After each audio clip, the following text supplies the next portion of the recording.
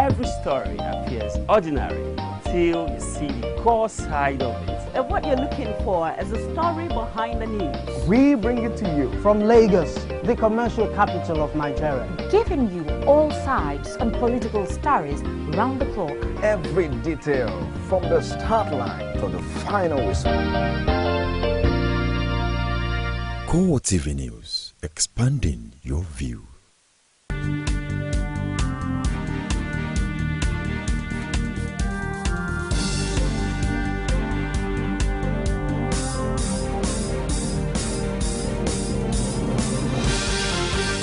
It's a beautiful Wednesday evening here in Lagos. Good evening and thank you for joining us on CoreTV's Primetime News. I am Nifemi Oguntoye. In our top story, President Goodluck Jonathan swears in new ministers, describes them as last-minute substitutes for his team.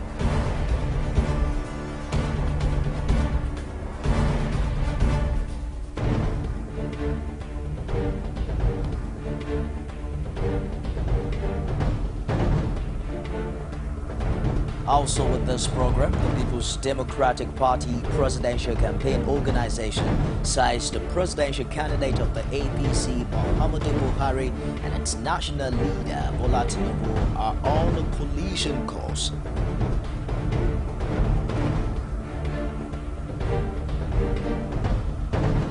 Presidential candidate of the APC, Muhammadu Buhari, assures Nigerians of a better and new direction. Fight against insurgency if elected.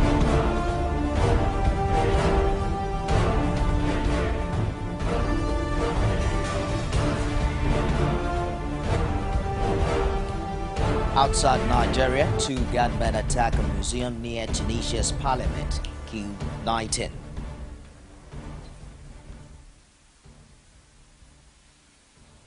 And now the details. President Goodluck Jonathan has sworn in 8 new ministers and handed them cabinet positions with just over 2 months to the end of his tenure. The brief ceremony took place in the council chambers of the presidential villa before the weekly Federal Executive Council meeting. In his address, President Jonathan likened the newly appointed ministers to players injected into a football team at the last minute of a major game. He consequently announced Musiliu Obanekoro as Minister of State 2 for Foreign Affairs. Patricia Akwashike of Nasarawa State is to take charge of the Ministry of Information, while Joel Danlame of Taraba State is new Minister of Labour and Productivity.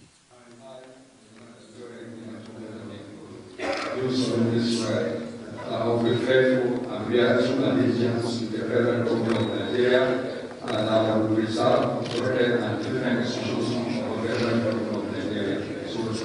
First, let me, on behalf of the federal government, congratulate those of you who just took an oath of office this morning to join us to see how we will serve our nation. For the ministers, this is an injury time. It's like bringing in a player when you have just 5 minutes to go in a football match. So everybody wants to know what that player will do, the magic the player will perform within that short period. The player himself will be struggling to at least kick the ball before the end of the game. So you are coming in at a quite challenging period. I believe that a number of people will not envy you because government is coming to a close, but sometimes it's even good to come at this time because you are now well exposed to all Nigerians. Your dancing steps will be watched by everybody, and we believe that you will dance well. Senator Patricia Akwashike, Minister of Information. Dr. Nicholas Adam, Minister of Foreign Affairs 1. Colonel Augustine Akubundo, Minister of State Defense. Engineer Fidelis Wanko, Minister of State Health. Mrs. Awa Lawan, Minister of State Niger Delta Affairs. Kenneth Kubani, Minister of State Trade, Industry, Trade and Investment. Kenya, Minister of Labor and Productivity. Senator Obaniko, Minister of State Foreign Affairs too.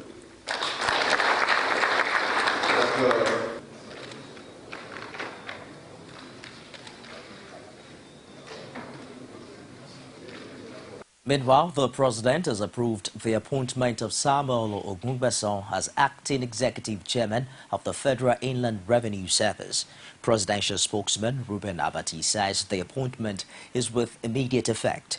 Ogungbeson was until his appointment a coordinating director at the FIRS. He replaces Kabiru Mashi, who had since 2012 been acting as executive chairman of the agency. The Federal Executive Council has approved the main report of the 2014 National Conference. Secretary to Government of the Federation, Pius Ayim, disclosed these to the State House correspondents after a meeting presided over by President Goodluck Jonathan. He explained that the Federal Cabinet approved modalities to be adopted in implementing the report, but noted that resolutions requiring constitution amendment and enactment of new laws would be forwarded to the National Assembly. To know that he has actually hinted the fact that the National Conference report came to Council today. You will recall that barely 1 year ago, Mr. President inaugurated the conference. And at the end of their sittings, the conference came up with a report and submitted the report to Mr. President. You will also recall that the conference came up with modalities for implementing their resolutions and recommendations. And I think it's a high point of that effort. They not only came up with recommendations, they not only agreed on basic major resolutions, they also recommended to government on how to implement those recommendations and resolutions. Let me say that what happened in Council today was for the Council to approve that those modalities be adopted in implementing the report. And you know, when the report was submitted to Mr. President, he set up a committee under the chairmanship of the Honorable Attorney General of the Federation. And the committee had looked at the report in its entirety. They've looked at the recommendations in its entirety. They've looked at the resolutions in its entirety. And they've advised Mr. President that they were implementable. And so you would have had the President severally promise Nigerians that he was going to implement the recommendations of the conference. To the government of the Federation, Pius Ayim. The All Progressives Congress Presidential Campaign Organization has served notice of its intention to file a petition against President Goodluck Jonathan at the International Criminal Court, the ICC. This comes few days after the ICC acknowledged receipt of a similar petition against the president's wife, Patience Jonathan. APC campaign team said in a statement signed by its spokesman, Garba Shehu, that the petition follows the terror unleashed on Lagos residents by those it described as armed pro-Jonathan groups under the cover of a faction of the Odua People's Congress. The presidential campaign spokesman claimed that the machete-wielding and gun-bearing individuals were chanting anti-Jaga songs in a manner that showed that they were pushing a carefully prepared script to truncate the general elections. He also noted that investigations have shown that the situation was a dress rehearsal for the violence the group planned to unleash on Lagos and the southwest on election day. Shehu claimed that the recent $9 billion pipeline surveillance contract to OPC and some militant groups in southern Nigeria was used to mobilize pro-Jonathan armed groups for the election. He also wondered why the presidency had been silent on the issue, as well as the bombing of the APC secretariat and the disruption of the party's campaign rally in Okrika in Rivers State, where the First Lady hails. Meanwhile, the last minute have been heard on Monday's Odua's People's Congress protest in Lagos, where the group called for the removal of IDEC chairman Professor Atairu Jaga. Many have pointed accusing fingers at the federal government, but the Lagos PDP says the allegation that the protest was sponsored by President Goodluck Jonathan administration or the PDP. is nothing but a tissue of lies. Oluwaseyi Adegoke has more in this report. 22% haven't got their PVC. South about 25%. And the election is just 11 days to go. So we are calling on President Goodluck Jonathan to remove him immediately.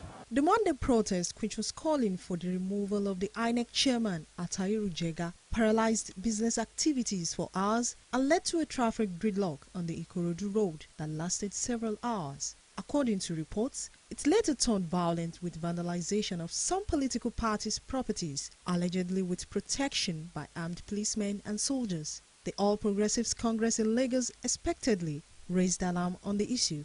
By the time you see the damage done to our campaign materials, you know that is. And where you see our own and you see Jimmy Abage's own, they just leave Jimmy Abage's own and bring down our own. So what does this suggest to you? It's fully PDP. Gani Adam and even Dr. Fashion's faction of OPC are now full members of PDP. Clearly, it showed clearly that it's an APC, it's a PDP show. However, the publicity secretary of the People's Democratic Party in Lagos, Gani Taufik, did not hesitate to debunk the allegation by APC, describing it as outright blackmail. The people who participated in the protests have the rights as Nigerians to express their opinion. They have the right to assemble. And they are members of OPC and other civil society organizations, who indeed have been known to be very sympathetic to APC. On the same route, we also had our own billboards. Now, some of our own billboards were also destroyed. Because I think what actually happened was that while the protest was going on, there was this spontaneous thought amongst a percentage of same protesters, and they felt that they must unleash on all the political parties. While we condemn unequivocally any violent protest, we stand behind any group or individual that wants to hold a protest to express his opinion. With the election drawing closer by the day, Nigerians more than ever are eager to have the election conducted on the scheduled date devoid of violence. Oluwaseyi Adegoke, CoreTV News, Lagos. While as the general elections draw near, the Southwest is gradually becoming the beautiful bride with the virtual relocation of Mr. President and his campaign envoy to the region. But the vice presidential candidate of the All Progressives Congress, Yemi Osinbajo, says the move by Mr. President and his party is medicine after death. Speaking at Ejibo in Osun State, Osinbajo expresses his confidence in his party of sweeping the polls in the Southwest. Rashid reports from the Ejibo rally.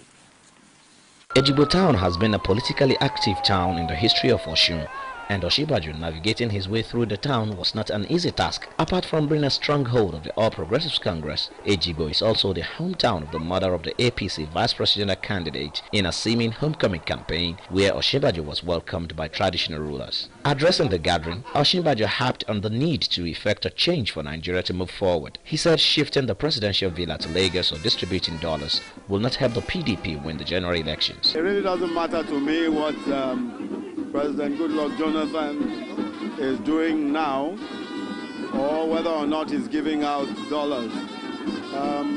As far as I'm concerned, his administration has failed the Nigerian people, and every day they continue to demonstrate that this country should never have entrusted power into their hands. And I believe that that is the way that Nigerians feel.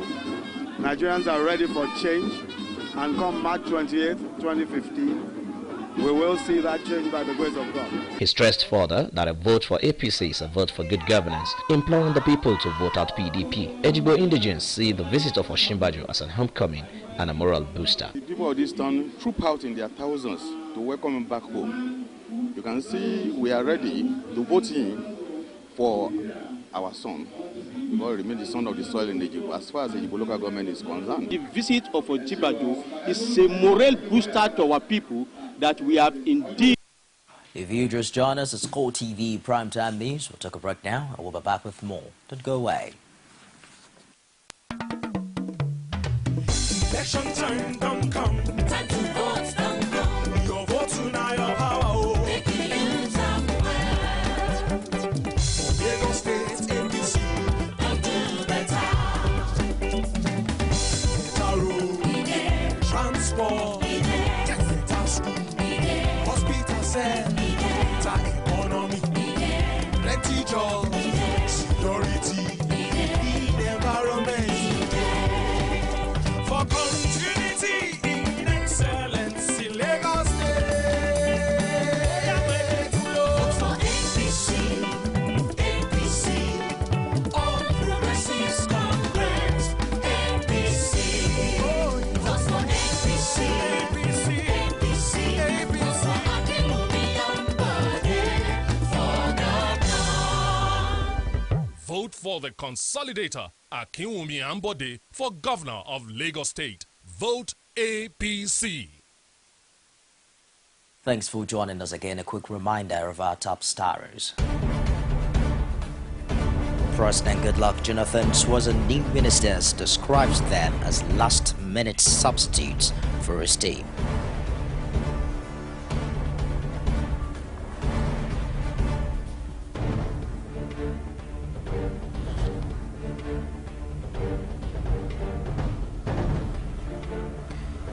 The PDP presidential campaign organization says the presidential candidate of the APC, Muhammadu Buhari, and its national leader, Bola Tinubu, are on the collision course.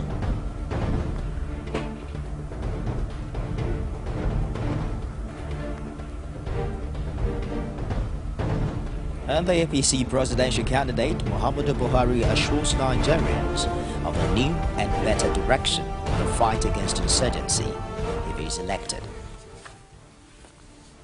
You can also get all of our top stories on any of our social media platforms. On Facebook, it's facebook.com/CoreTV News. Our Twitter handle is at CoreTV News NG, and we're streaming live on YouTube. It's youtube.com/CoreTV with a space and news.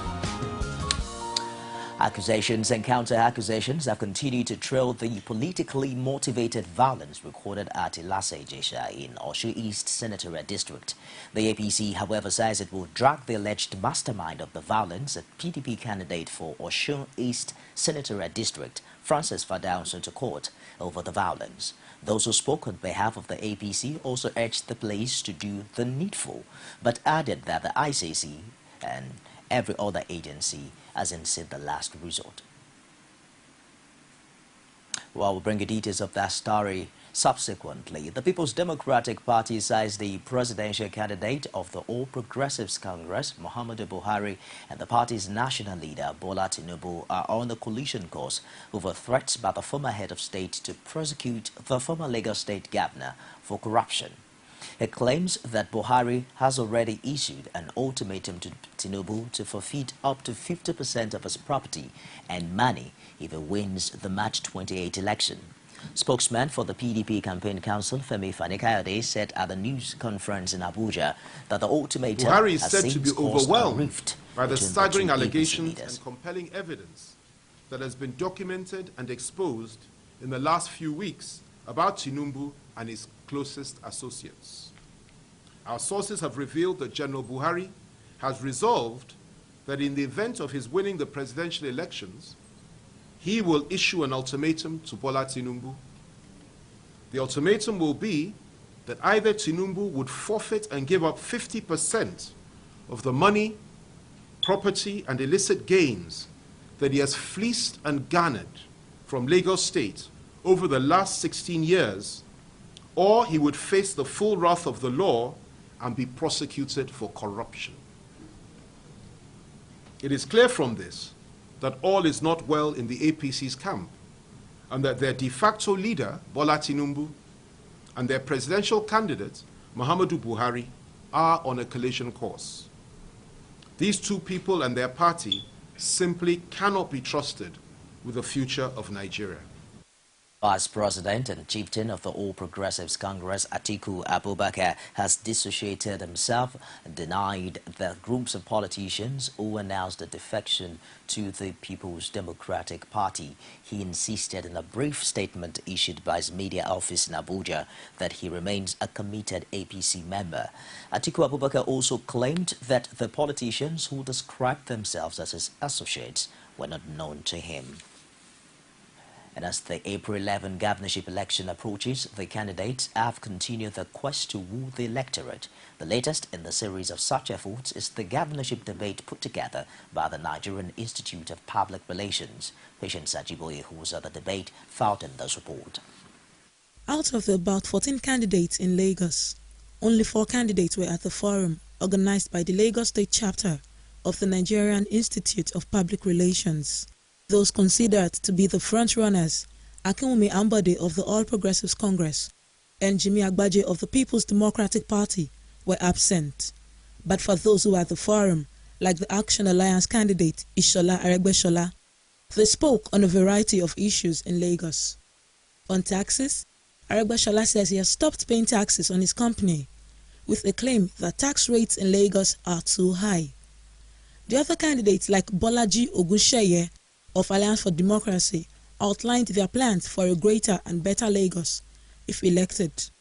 They also expressed their disgust at the way the state is currently being run. Major problem we have is how to become the governor of Lagos State. And that is the answer everybody knows, that it is godfatherism.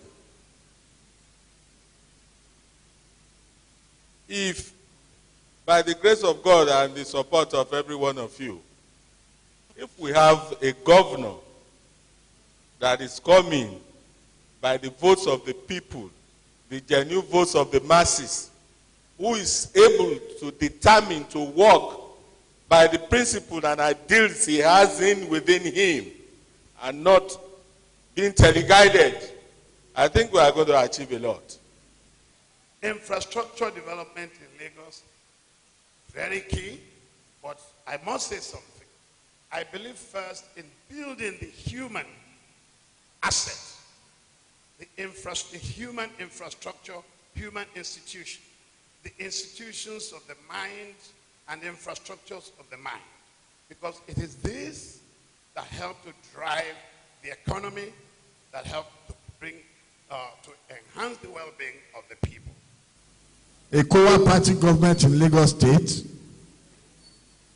will make sure we have very, very good intergovernmental relationship with the federal government to ensure that Lagos is given its fair share in the national grid.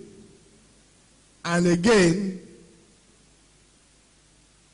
the conditions are liberalized for us to be able to generate enough power for our industries and our residents.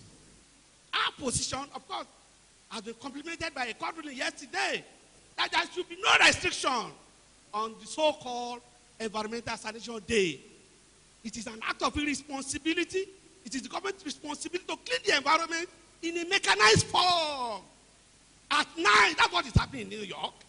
We want to uplift the standard of living of our people. They are not slaves.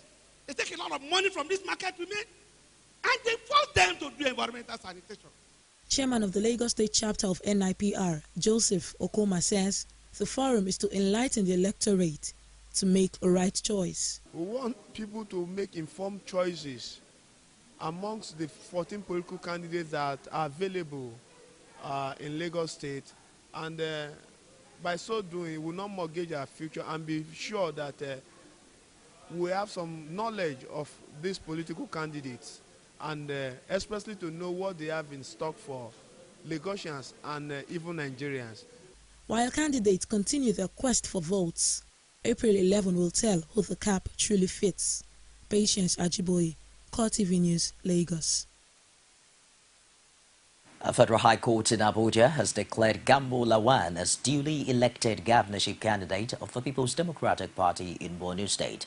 Lawan had gone to court to challenge the party's decision to substitute his name with that of Mohammed Imam after the December 11, 2014 primary. In a judgment, Justice Ahmad Mohammed faulted PDP's decision and granted all the relief sought by the plaintiff. The judge also held that the move contravenes the Electoral Act's guidelines for party primaries. I agreed with the case of Gambo Lawan that he actually won the primaries that was conducted by the party and that the party was in error. The party was wrong in law not to have forwarded his name to INEC.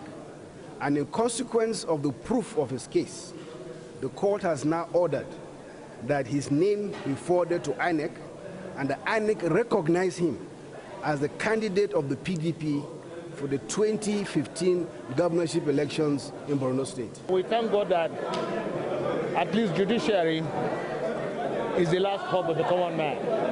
And I'm glad that today I've gone justice.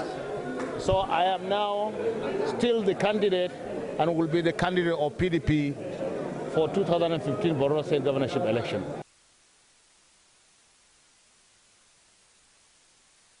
And out to security matters, Inspector General of Police Lyman Abbas threatened to arrest and prosecute anyone who tries to disrupt the forthcoming general elections. He issued the warning in Abuja while addressing command commissioners of police and election preparation.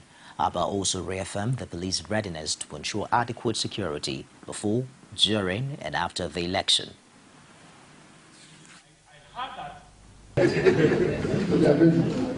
Thank you very much. Make no mistake about it.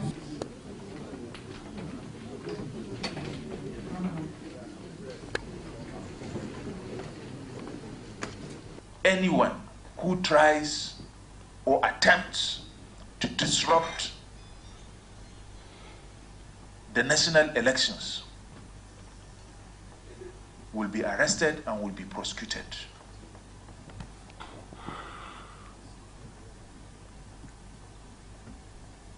And these attempts can be outside the polling units, can be around the polling units, can be around the collation centers, can even be after the declaration of the results. Whoever wants to take the law into his own hands should have a rethink.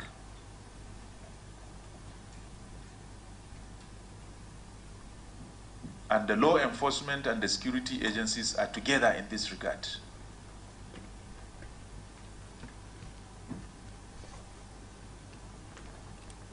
If INEC makes the decision that there will be one agent for each political party at each polling unit, any other person who acts as agent is committing an offense and will arrest him.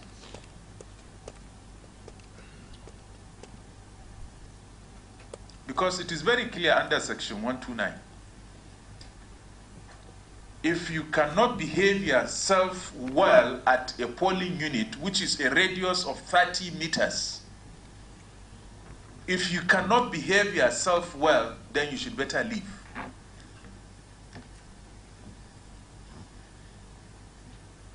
If you try to intimidate anyone, it's an offense. If you solicit for vote, it's an offense. If you carry any weapon, it's an offense. The offenses are so many. I will even advise my enemy to stay clear. Because if you stay there, yes, keep your cool, but there are many temptations.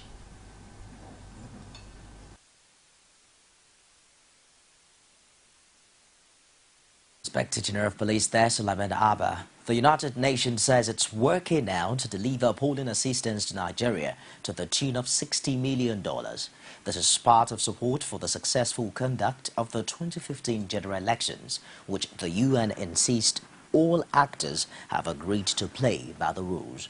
The UN Under-Secretary General Jeffrey Feltman also urged the leading candidates to resolve all disputes through appropriate legal means. He spoke at the news conference at the end of a two-day visit to Nigeria alongside the UN Special Envoy, Mohammed Ibn Chambers.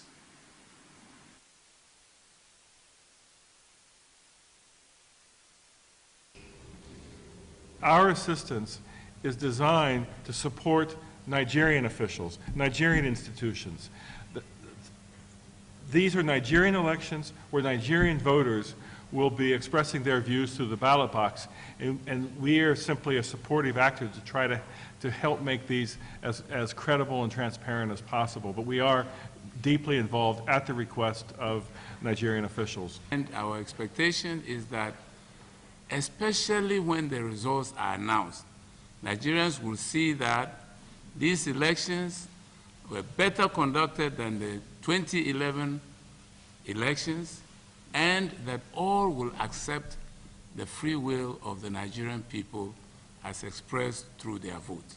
The presidential candidate of the All Progressives Congress, Muhammadu Buhari, says under his watch the country's borders would be better secured to ensure non-proliferation of light arms and small weapons. This, he noted, will be with a different approach that he intends adopting to fighting insurgency and other criminal activities. Buhari also promised to attend to key economic issues that may have contributed to making some parts of the country a breeding ground for insurgents. The APC presidential candidate spoke at a town hall meeting in Abuja, where he also hailed the military on its recent successes. For the recent successes that they have recorded against the Boko Haram.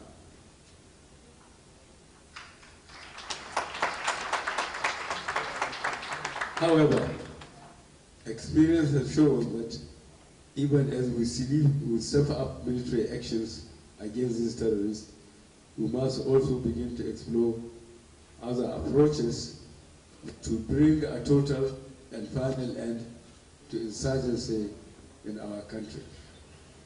My approach will be different, combining the use of force with robust assessments of the key drivers and ingredients of this insurgency, including proliferation of small arms and light weapons, the booming trade in narcotics, smuggling, as well as other cross-border crimes. These are also key governance issues involved.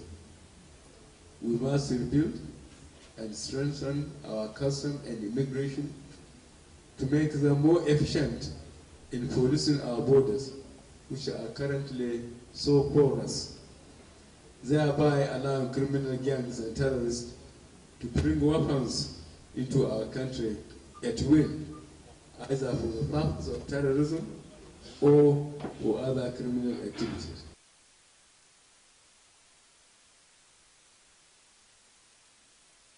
The National Orientation Agency has commended the Nigerian military for the successes it has so far recorded in the war against insurgency in the country. Chairman of NOA Board, Paul Obi, said at the end of the quarterly meeting of the board in Abuja that the troops' achievement has renewed hope and faith in the armed forces' capacity and patriotic commitment to defend the country. He also urged Nigerians to show support and solidarity for soldiers who put their lives on the line to reclaim not just lost territories, but also redeem the image of the nation. Colonel Obi recalled that the reputation of the military was built on solid achievements both at home and on the international scene, where it played major roles to end conflicts in some parts of the world. The federal government has now placed 44 children displaced from Chibok community into unity colleges across the country. Finance Minister Ngozi Okonjo-Iweala disclosed this at a new meeting with representatives of the community in Abuja. She also maintained that the Safe School initiative is a human capital development project and not a political issue. There's so many people thinking about you in Chibok and willing to support you. And I think that you will see that as things, the security improves, I'm sure that there'll be a lot of support to do and develop things. Of course, you know, we must coordinate.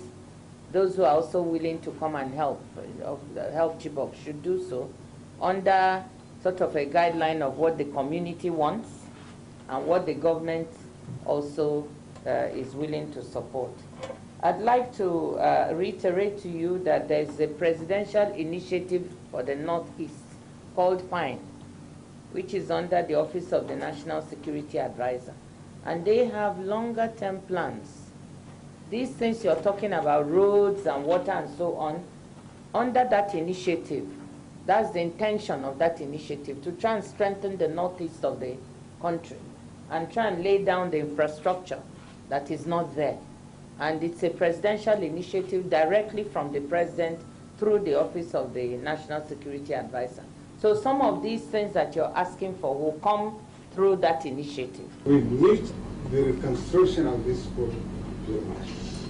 Madam, sincerely, I want to tell you that we who at home welcome the development and all forms of projects that will come to Chibok. We welcome it wholeheartedly. We'll take another break now and we'll be back with business, sports and stories outside Nigeria. Stay with us. Every day, every hour, and every minute, news break in Nigeria. Things happen so fast, it's most times difficult to track and comprehend them. But that's what we do right here on Digi360. 2015, would you want to come back again? It's like asking Jesus Christ if he knew he was going to die, will you want to come back as the savior of the world again? We do not just help you track the stories, we break them down, explore all the angles, analyze the issues so that you can fully comprehend the stories and use them to make the right decisions.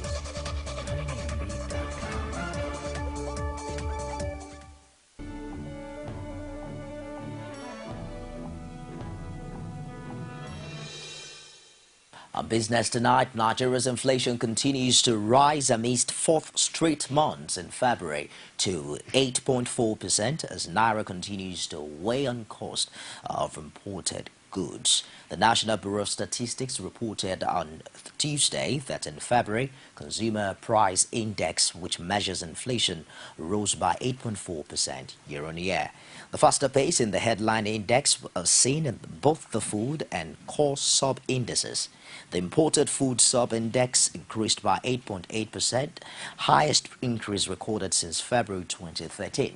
Prices increased at a faster pace in furnishings, household equipment, restaurant and hotels divisions, except for the recreational and culture division, which increased at a slower pace.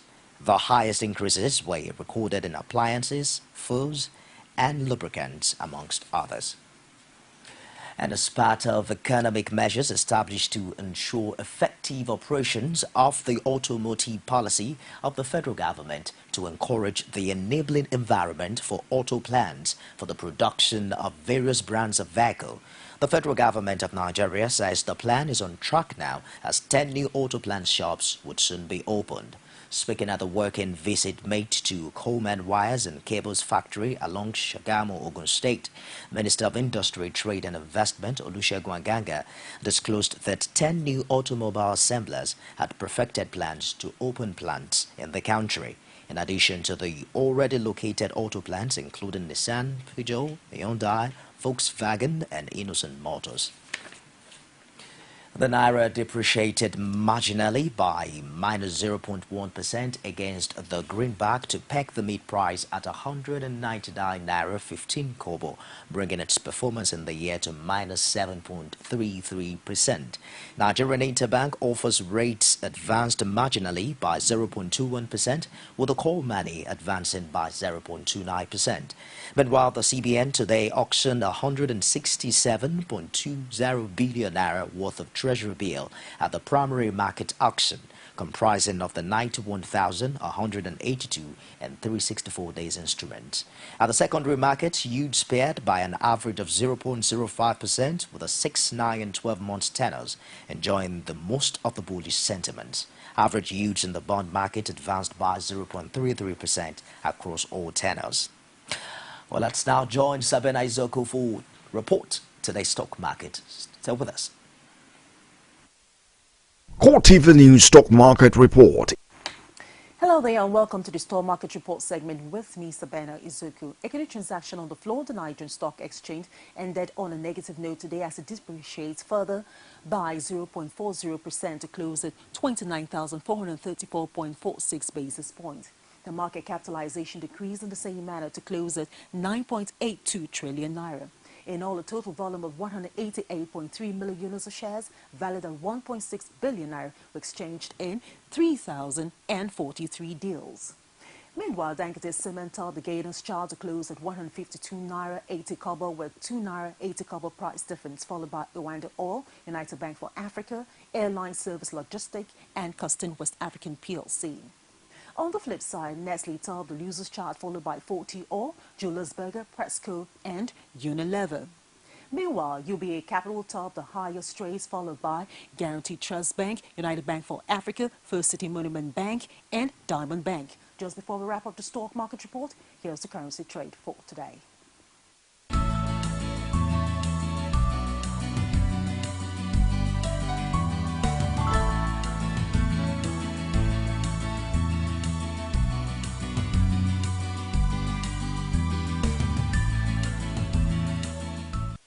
CoreTV News Stock Market Report. Top stories from the world of sport is next with Emmanuel Ezekiel. Our style, that's what he delivered. Here's that ball, storming, Toyo with a flying lead. Go, taking them out in the lead and really.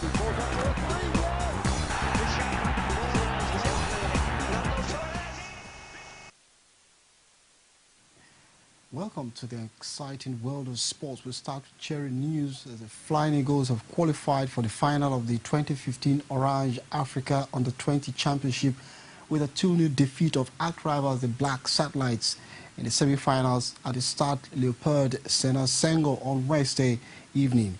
Today's victory makes it a record 9th time the Flying Eagles will be appearing in the final of the AYC.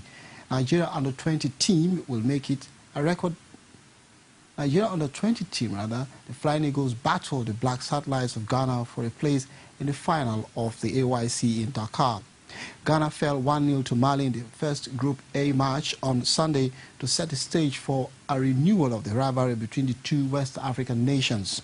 Nigeria finished top of Group A with 7 points from 3 games, while Ghana finished runners-up in Group B with 6 points.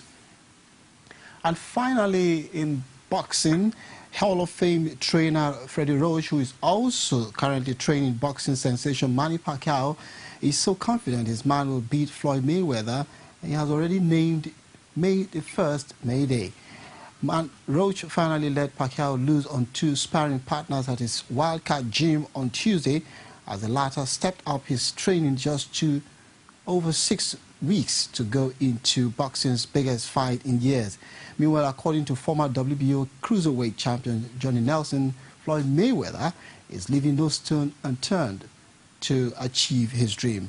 The eagerly awaited May 2 mega fight in Las Vegas sees Mayweather match with his 47-0 and 26 knockout record against his Filipino rivals, which includes 38 knockouts. And that's it on sports. Back to you, Nifemi. You can now watch CoreTV News live from anywhere in the world on our website, www.coretvnews.com. Click on Live TV on our website and watch us live. And welcome to CoreTV Primetime Days. To follow us on Twitter, click on Twitter icon on our website.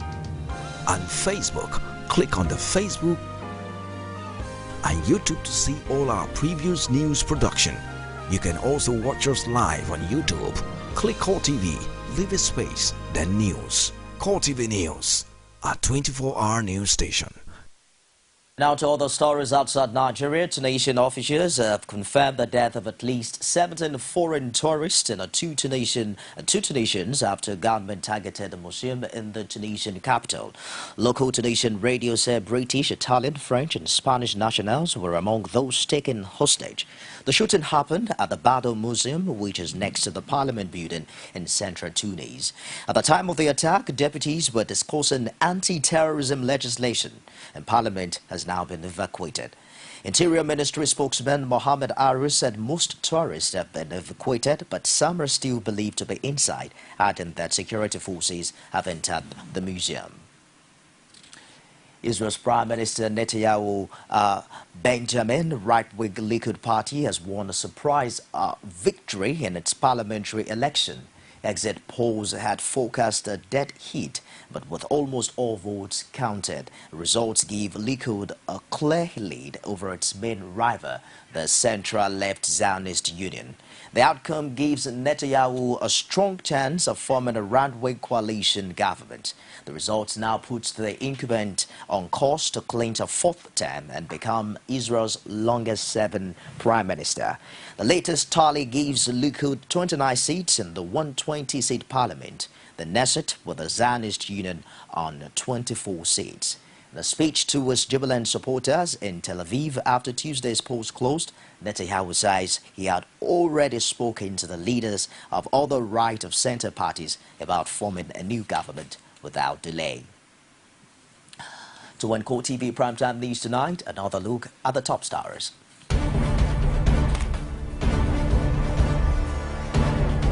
President Goodluck Jonathan has sworn in new ministers and has described them as last-minute substitutes for his team.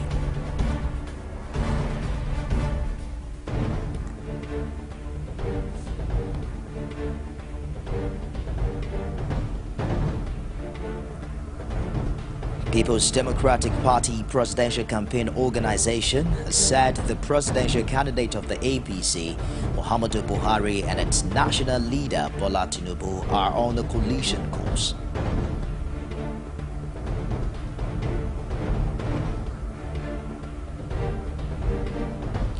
An APC presidential candidate, Muhammadu Buhari, has assured Nigerians of a new and better direction in the fight against insurgency if elected.